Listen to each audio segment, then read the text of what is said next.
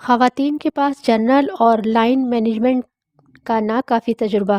خواتین جب کسی شعبے میں شمولیت اختیار کرتی ہیں تو چونکہ دیگر وجوہات جن کا ذکر اوپر ہو چکا ہے کی وجہ سے وہ مینجمنٹ تک رسائی شاذ و نادر حاصل کر پاتی ہیں، لہٰذا انہیں مینجمنٹ کا تجربہ نہیں ہو پاتا، جس کی وجہ سے لیڈرشپ سطح تک ترقی کے مواقع حاصل نہیں کر پاتی۔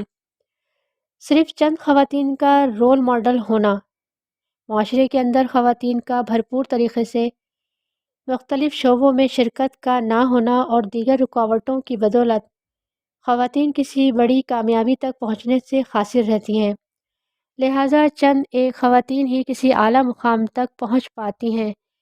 لہٰذا صرف چند خواتین کا رول ماڈل ہونا اور اکثریتی کا کسی بہتر مقام تک رسائی کا نہ ہونا لڑکیوں کو آگے بڑھنے کے لیے تحریک میں رکاوٹ بنتا ہے۔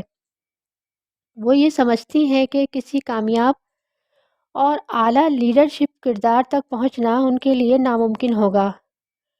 یہی وجہ ہے کہ وہ مختلف اداروں میں کسی اہم قائدانہ رول تک رسائی حاصل کرنے کے لیے کوشش کرنے میں پراعتماد نہیں ہوتیں۔ اداروں کے اندر جنسی حوالے سے نابرابری، معاشرے میں رائج امتیازی قوانین بھی خواتین کی ترقی کے حوالے سے سب سے بڑی رکاوٹ ہیں۔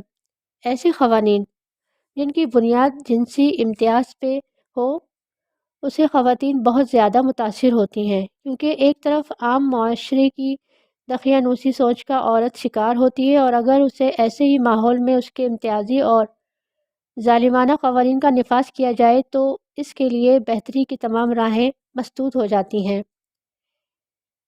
یہ ایک المیہ ہے کہ اکثر سرکاری یا غیر سرکاری اداروں میں خواتین کے حوالے سے امتیاز کی سوچ کارفرما نظر آتی ہے۔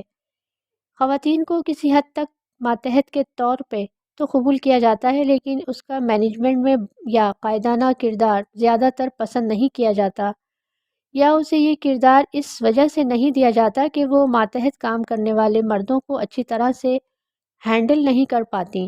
اس طرح کا جنسی امتیاز اور سوچ تقریباً ہر ادارے میں نظر آتا ہے۔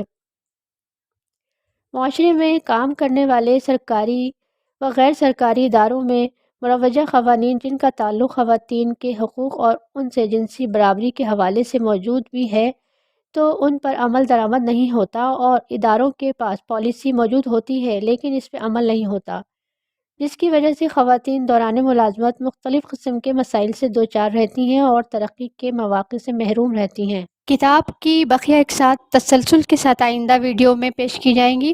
اس وقت تک کے لیے اجازت دیجیے۔ آپ سب کا بہت شکریہ۔